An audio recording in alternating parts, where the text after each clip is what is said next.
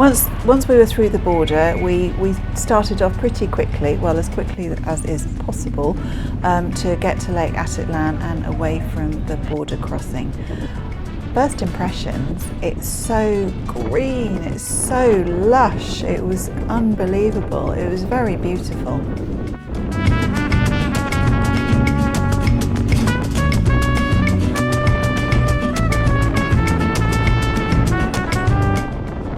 The downside of it being so green, as we know at home, is the rain. But here, the rain causes landslides, and they are plentiful and very problematic when riding on the road.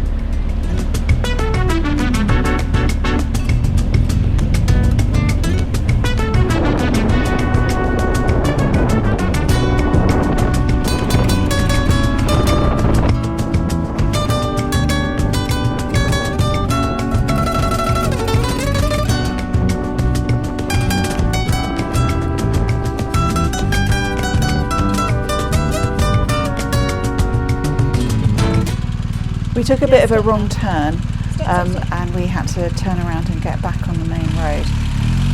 It was so steep, you can't really see it here, but it was probably about 45 degrees and it was really narrow. So I had to get off and then I ran down to meet Tim because he turned around a little easier without me on the back.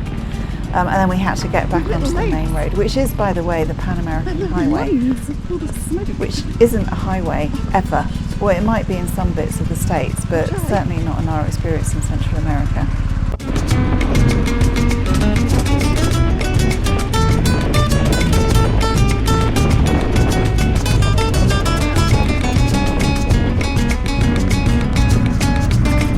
So when we rejoin the main road, it seems acceptable here just to pull out and drive on whatever side of the road is free. So that's what we did, within reason.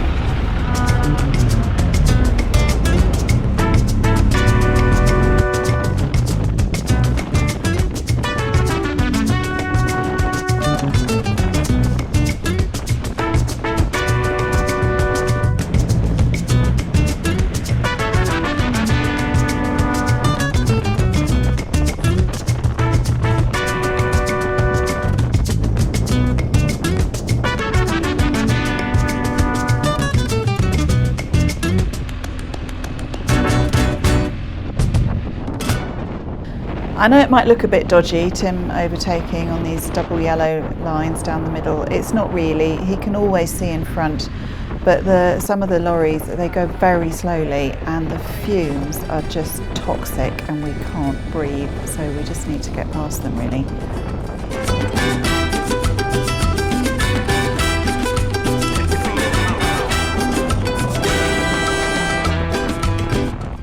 We've been going for a while and then we came upon a great big traffic jam. You can see all the lorries. It was probably a couple of miles long, lorries and cars, and we thought, we didn't really know what to think actually. We just thought maybe there was a one-way traffic system, landslide.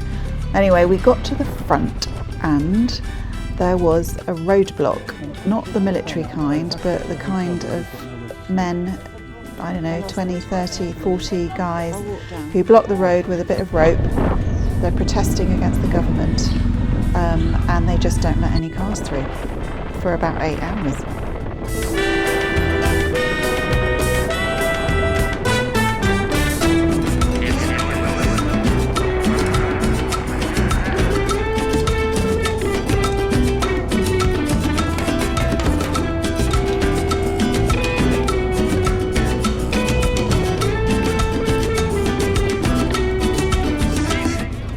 We got through the first roadblock. Unbeknownst to us, there were another 2 that we had to negotiate our way through, and then some road closures and landslides, and it makes trying to plan our journey and our timings very difficult because you just never know what you're going to come across along the way. So we do err on the side of caution so that we're always try to always be where we need to be in daylight hours by about 4 o'clock.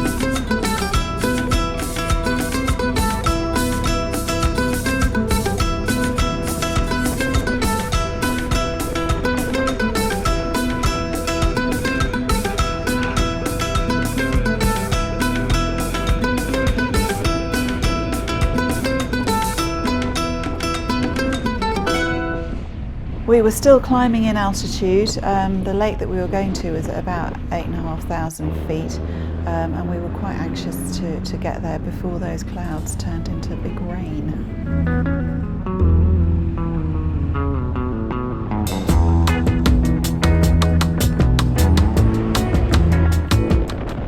The buses and the lorries here, they seem to have their own rules. They drive extremely fast. We drove past this. I mean, how lucky were we that we weren't riding on that side of the road when that lorry tipped its load. I mean, it's just terrifying. It couldn't have happened more than a few minutes before we rode by.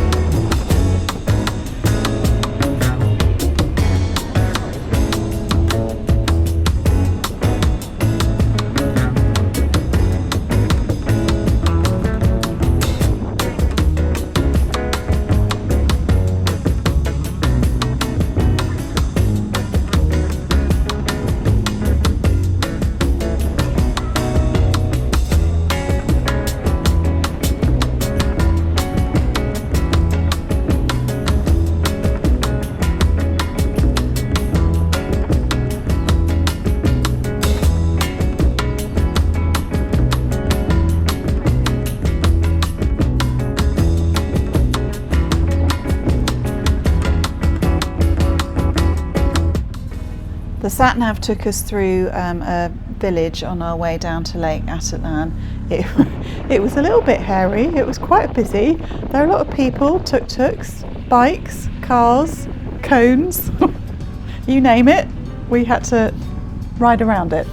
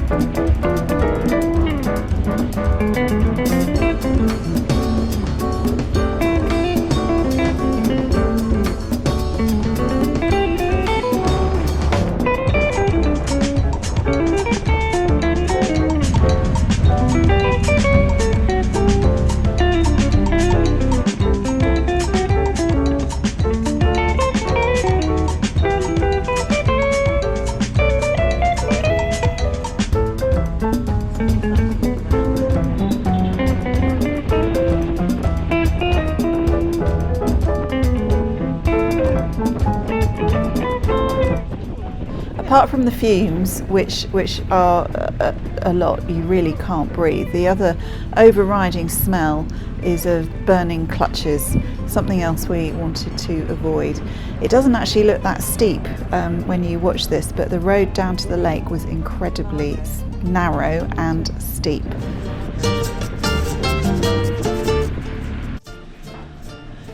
So when they said our room wasn't ready, we weren't sure whether it wasn't actually ready because they're still finishing it, or it just wasn't clean. We're not sure. Anyway, it's sort of half built here, which is fine.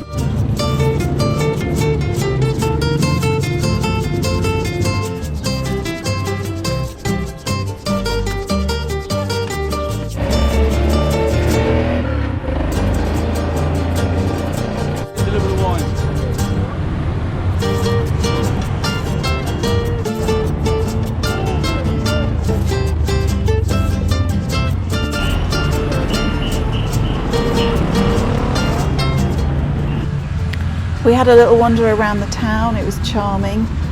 It was full of local artists and local culture, and lots of sort of textiles actually is what they were known for there. It was very pretty. We enjoyed our wander.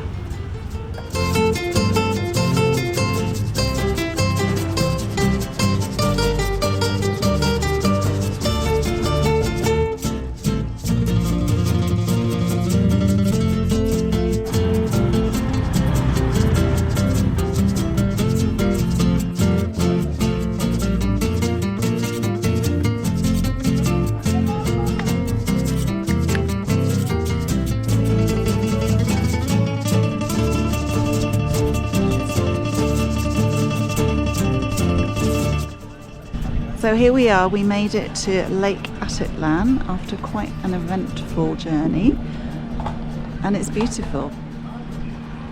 It's a shame it's a bit cloudy, but I can imagine what it would be like if it wasn't. And we're actually at 8,500 feet. There's lots of fish in the lake, but I have read you're not supposed to eat them because of the parasites. I haven't told Tim that yet, but he doesn't really eat fish, so.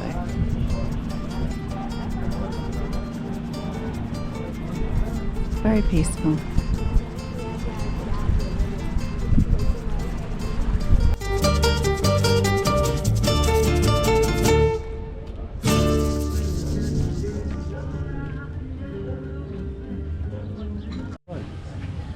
These little things really freaked him out when we're driving because they're by the side of the road. He thinks they're actual children. They are a little bit creepy. Less like bunches, more like horns, and that one's only got one. And he thinks they're going to run out on the road. It's a holiday here this weekend, we didn't know that. So they're obviously getting ready for a big fun fair. They won't be coming back to go on any of these rides. Let's be very clear about that.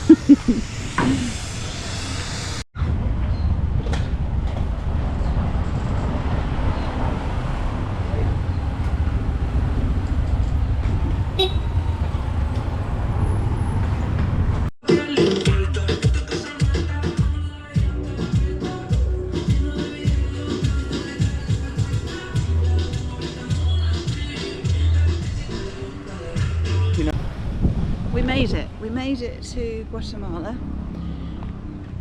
The border crossing, I think I've done a little bit of footage already, was all right. There's a lot of faffing, a lot of toing and froing, a lot of paperwork, and it took about an hour and a half. But we crossed the border into Guatemala, and I don't know how long have we been travelling. It was only, how many miles? 60? Is that 80? 130 miles, wasn't it? Yeah, the Guatemalan side, yeah. So yeah, once we crossed, it was 130 miles to Lake Atitlan, but it took 5.5 hours. Yeah, and to get to, although Lake Atitlan is about 8,000 feet, we were at 9,000 feet coming onto it, so we had to come down the world's steepest road, and I'm really worried about going back out of it tomorrow because it is so steep. and tiny and hairpins, and the bike is so heavy. And I can walk up it actually. well, no, it won't come to that, but you just have to plan it so you don't stop. But that's really hard because there's things everywhere over here that make you stop. Anyway, I digress. So we were riding and we'd gone a couple of hours. The roads are treacherous. You're lucky if you can do 30 miles an hour anywhere. Yeah, pretty much. And then there was this massive queue of traffic, so maybe a couple of miles long, lorries and cars. But because we're on the bike, we went to the front of it, and there was a roadblock. Not a military roadblock, but, I don't know, 30, 40 men. Hang on. 30 or 40 men gathered with bollards. And a rope across the road. And then they just hold a rope across the road and they don't let anybody go through, and they're protesting against the government, and they hold that roadblock for 8-9 hours. You might get let through at midnight, 1-2 in the morning. Obviously we can't do that because we're on a bike, we can't sleep in the car, we can't ride at night because of all the potholes and the crime, it would be mental. So we asked in terrible Spanish, it wasn't even Spanish really, whether we could cross and go.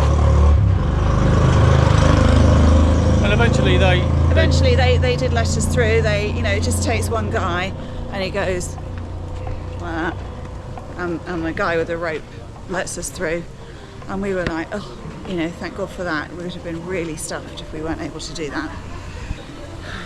And then there's another two. Half an hour later, Yeah. there's another one. In all the villages, they just won't let anybody pass. And some of the guys that are in the blocking the road,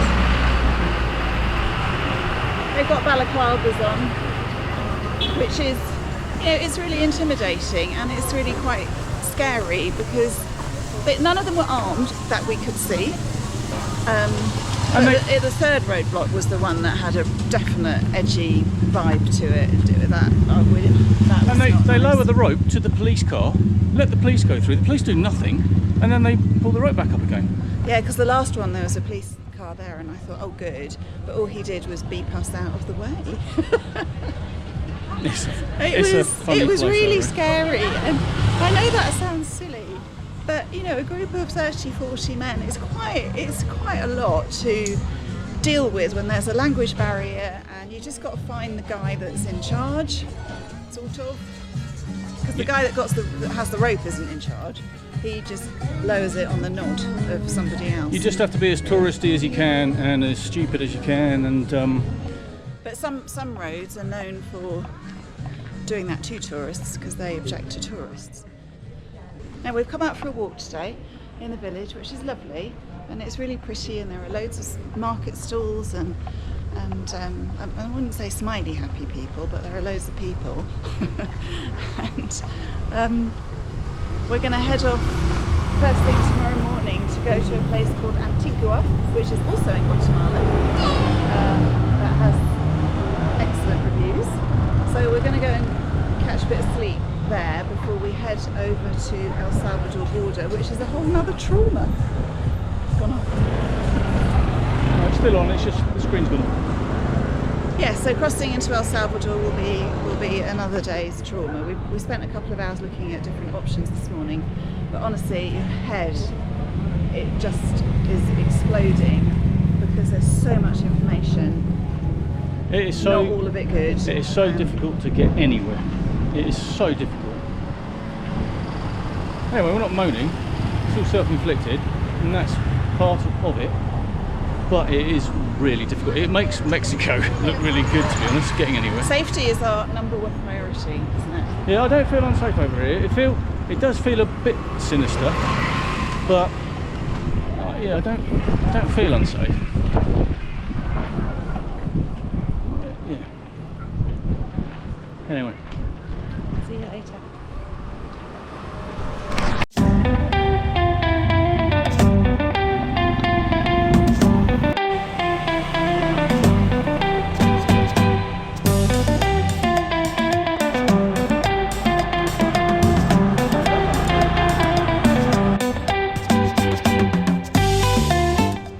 Morning. I'm trying to get the volcano in the background.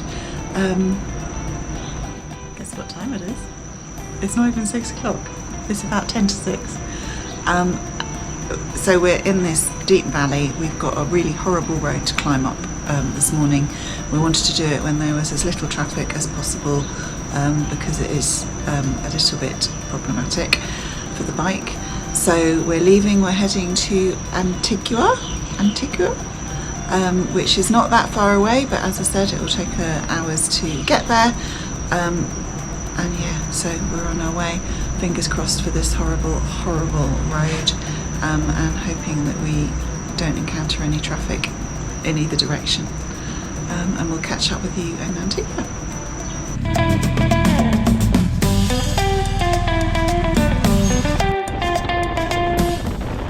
I should probably mention that the reason I keep banging on about stopping and that it's problematic is because we don't want to burn the clutch out, because then we'll really be stuck, and that is the issue, is burning the clutch out. And honestly, that is what you can smell along with all the petrol fumes.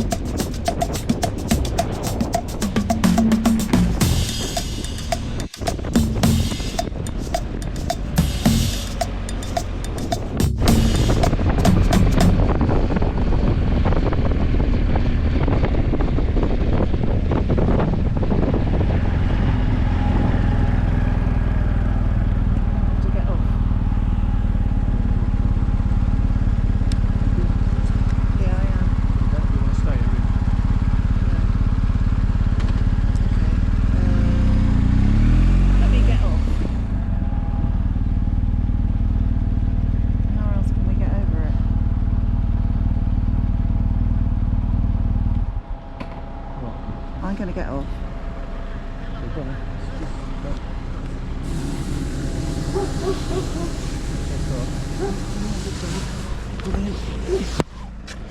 Okay, shall I take one of the bags off as well? No, it's just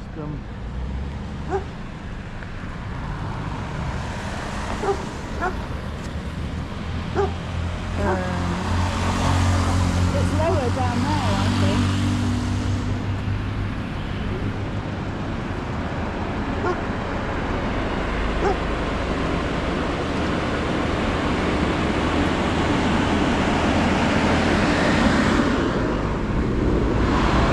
No, that bit of the curb is lower.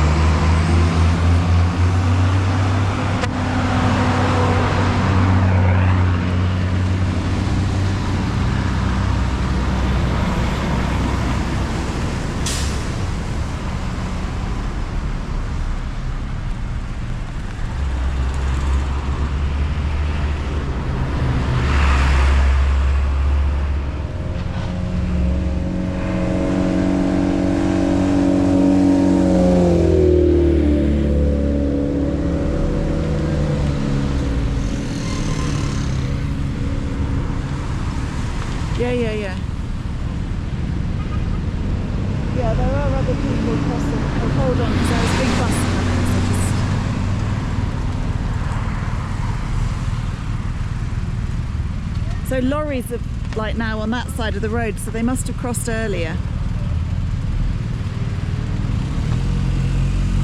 Yeah, I'll find you.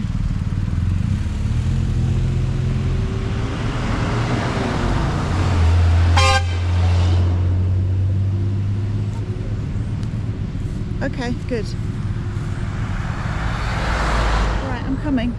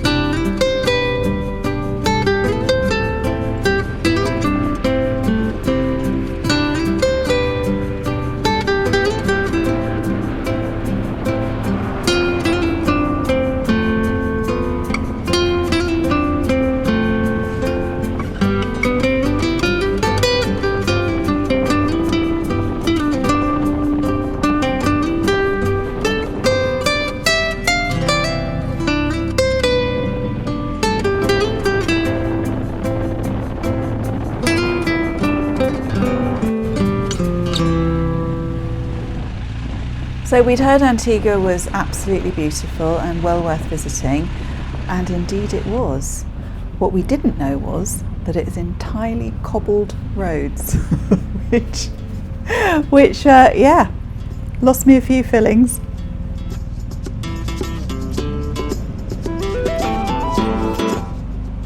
They weren't even like cobbles that we have at home. I don't know when they were laid, but they were very, very difficult and uncomfortable to ride over.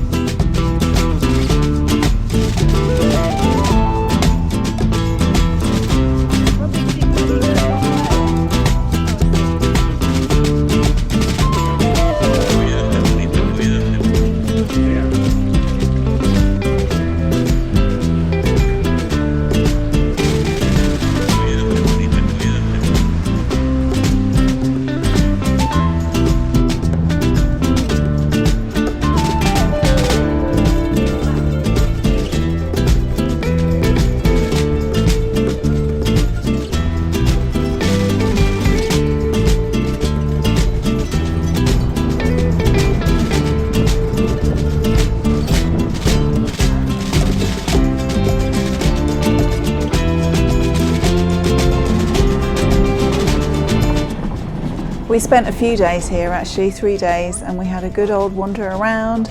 There was some lovely restaurants. There was a little wine bar right opposite the hotel. We had some good food. It was really nice. And in the afternoons when it rains, because it does every afternoon, we read our books.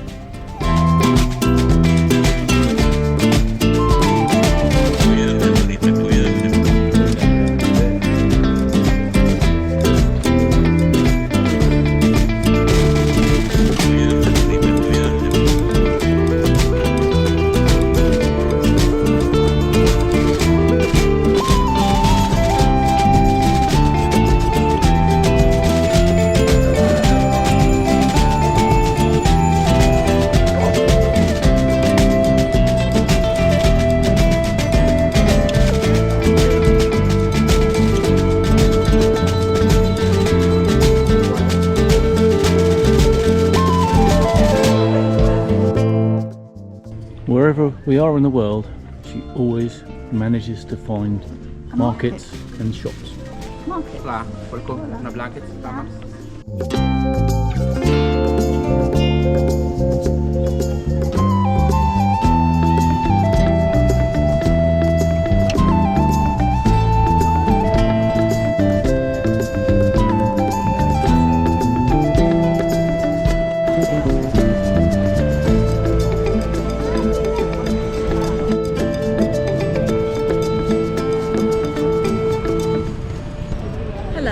We have arrived in Antigua, Guatemala, not the Caribbean, sadly.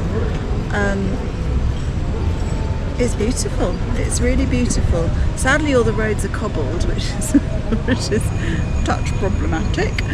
We had an interesting journey here, but we've arrived. We're just having a little explore around. I've sat down on a bench in the sunshine, having just had breakfast, and now we don't seem able to move. No. We got up at 5:30. Yeah, super early this morning because we're in a valley, and I was worried about getting out, and rightly so, because it was a bit tricky. But yeah, we're here nice and early. We're thinking about doing a volcano tour tomorrow. It's the rainy season here though, so it's somewhat weather dependent. Tends to have heavy rain in the afternoon. And I don't really want to, it's a 3-hour hike, which is fine, it would be lovely, but I don't fancy doing that in the rain particularly.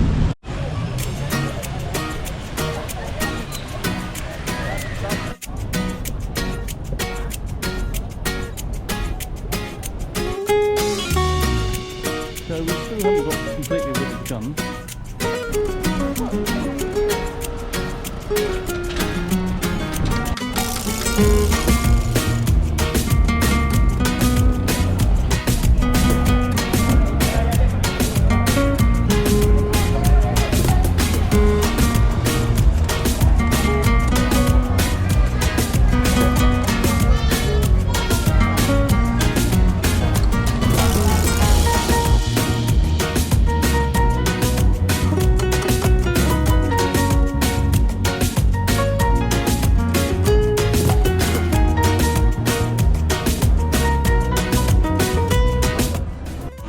It is full of these beautiful courtyards, but happily are also surrounded by shops. Oh, perfecto!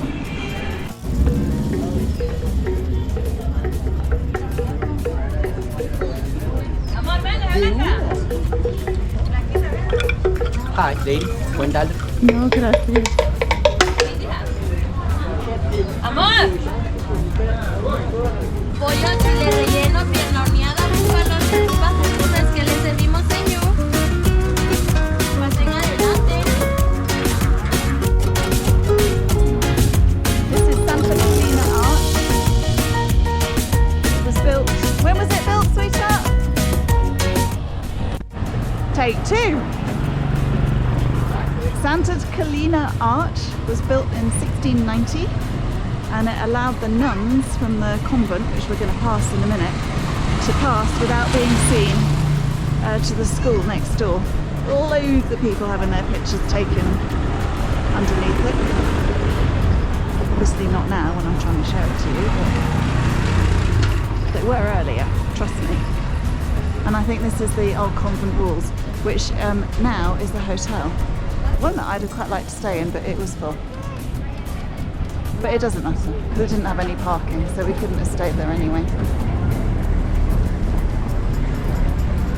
Maybe this is... I don't really know what that is. But, gosh.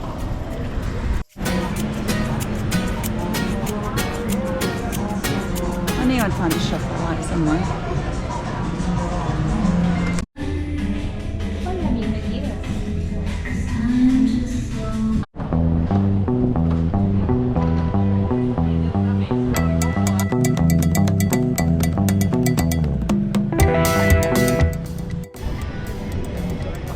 Can't escape them. Although I'm not gonna go in here because this place is coffee mad and there are literally hundreds of cats. So I'm going to try the local stuff.